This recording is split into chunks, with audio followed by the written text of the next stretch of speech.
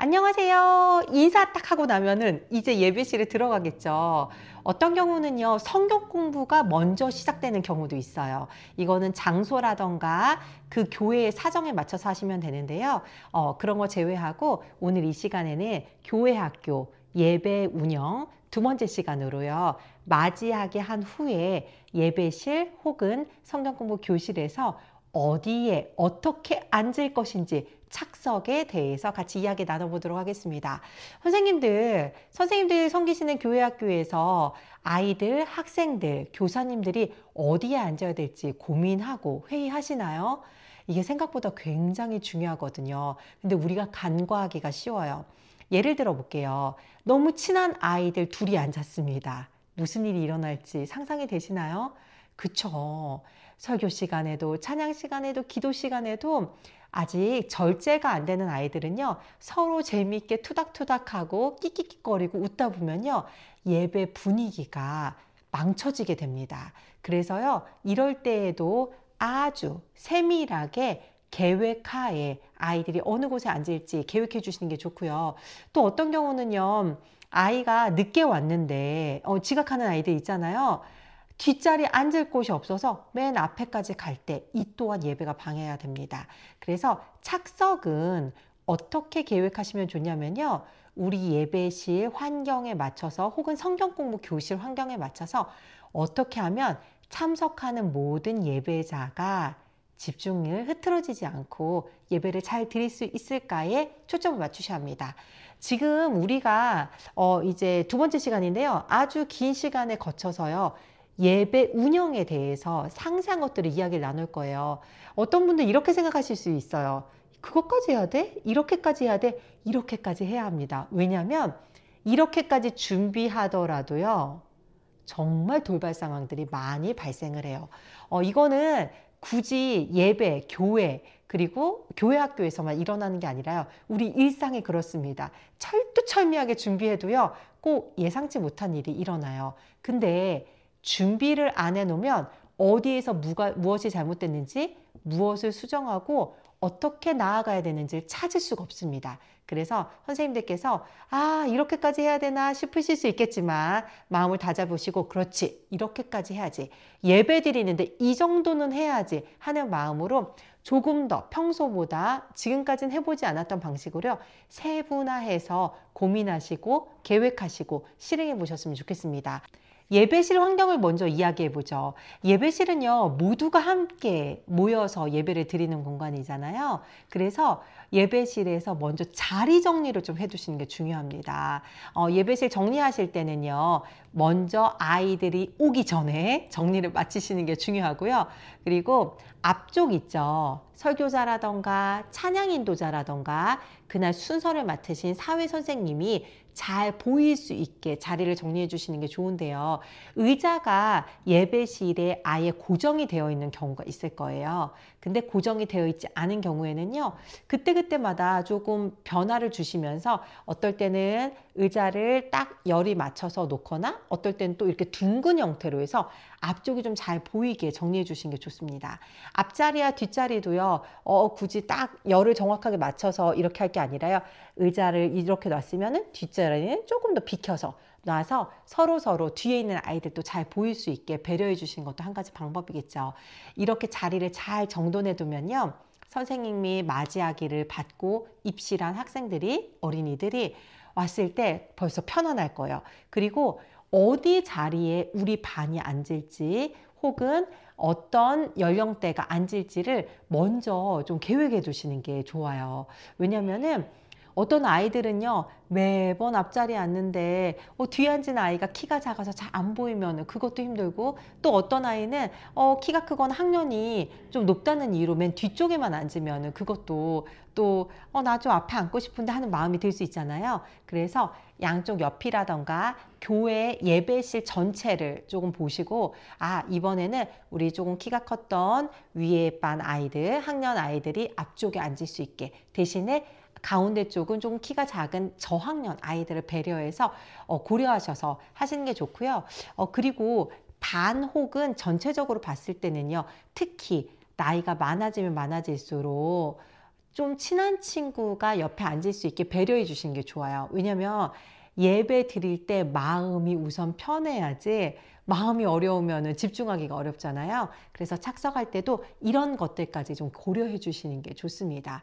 이렇게 해서 예배실에 착석할 때요. 제일 중요한 거는요. 아까 우리 앞쪽이 잘 보이게 예배실을 정리하고 배치하기로 했잖아요.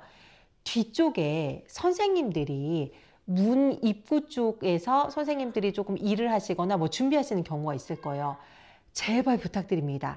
찬양이 시작되면 어떤 거든 좋아요. 뭐 사도신경으로 시작을 하든 기도로 하든 헌금으로 하든 찬양으로 하든 예배가 딱 시작되는 순간 우리 선생님들께서는요.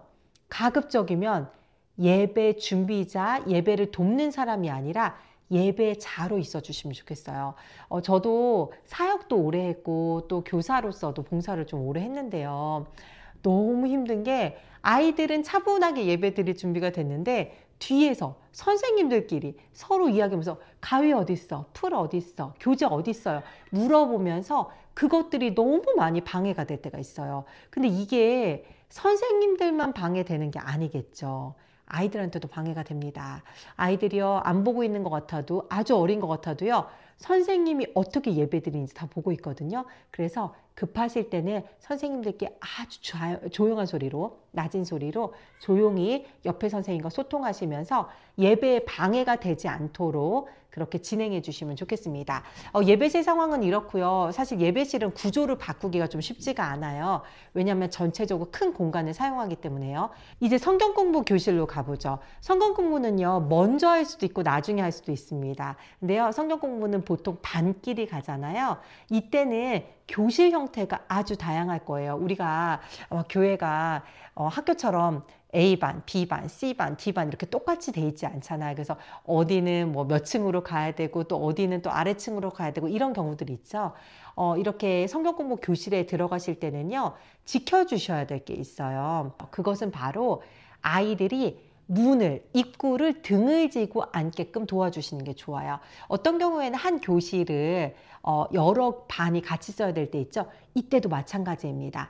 선생님들끼리는 얼굴을 서로 마주칠 수 있지만 어린이들끼리는 상대편이 보이지 않도록 가급적이면 선생님은요. 벽에 등을 지고 앉아주시고 앞쪽에 아이들이 앉을 수 있도록 도와주시고요. 반대반도 마찬가지예요. 그래서 아이들 등이 반대반 혹은 교실 입구 문 같이 방해되는 요소가 없도록 선생님께 좀 집중할 수 있도록 자리를 배열해 주시고 착석을 안내해 주시는 게 좋습니다. 이게 어디에서 배운 거냐면요. 저는 사실 교육환경 디자인을 전공하고 있는데요. 물론 요즘에 이제 물리적인 환경이라는 거 어떻게 하면 공부하고 또 집중을 잘할 수 있을까 이런 것도 연구를 하고 있는데요. 성경에 예수님이 기가 막히게 하셨습니다. 제가 마가복음 말씀 한 절을 읽어드릴게요. 마가복음 4장 1절입니다. 예수께서 다시 바닷가에서 가르치시니 큰 무리가 모여들거늘 예수께서 바다에 떠있는 배에 올라앉으시고 온 무리는 바닷가 육지에 있더라. 마가복음 4장 1절 말씀입니다. 예수님께서요. 정말 많은 사람들을 야외에서 지금 가르치고 계신 거예요. 바닷가에 나가서 얼마나 시선을 뺏기고 소리가 나는 것들이 많겠습니까? 근데 이때 예수님이요. 기가 막힌 방법을 사용하세요. 배에 올라타시고 배를 조금 띄우신 후에 무리가 바닷가 쪽에서 예수님을 바라볼 수 있도록 자리를 배정을 하셨어요. 이건 무슨 뜻이냐면요. 어떤 시선도 어떤 소리도 흐트러지지 않게 배경, 아무것도 없는 바닷가 배경을 예수님이 등지고 앉으신 후에 사람들이 예수님께만 집중할 수 있도록 자리 배열한 거예요. 제가 전공도 전공이고 또 사역도 오래 했다 보니까 이 말씀을 읽을 때마다 와, 예수님 진짜 기가 막히십니다. 너무 훌륭한 선생님이셨어요. 우리 선생님들께서는 예배실에서도 마찬가지지만 성경 공부 교실에서도 학생들이 제일 집중할 수 있는 방법을 선택하셔야 돼요. 가셔서요, 좀 보세요. 혹시 아이들의 시선이 너무 많이 뺏기는 건 없는지, 벽에 잡다한 것이 많아서 아이들이 성경 말씀이나 찬양, 기도에 집중하는 것보다는 저기 뭐가 붙어 있지 궁금하면서 시선이나 생각을 뺏기지 않는지, 혹은 너무 어둡진 않은지, 너무 밝아서 눈이 부시진 않는지, 이런 것들을 잘 살펴보시면서 착석을 도와주시면 좋겠습니다. 오늘은요, 예배실 그리고 성경 공부 교실에서 어떻게 하면 우리 아이들이 예배에 집중을 잘 할 수 있을지 착석에 관련된 우리 매뉴얼을 좀 생각해 봤는데요. 이게 쉽지는 않을 거예요. 왜냐하면 너무 다양한 환경에 있으시니까요. 혹시 우리는요, 예배실이 이런데요, 우리는 교실이 이런데요, 이럴 때는 어떻게 구성을 하는 게 가장 적합할까요? 궁금하신 분들 있으시면은요, 아래 댓글로 남겨주시고 제가 거기다가 또 댓글로 안내해 드리도록 하겠습니다.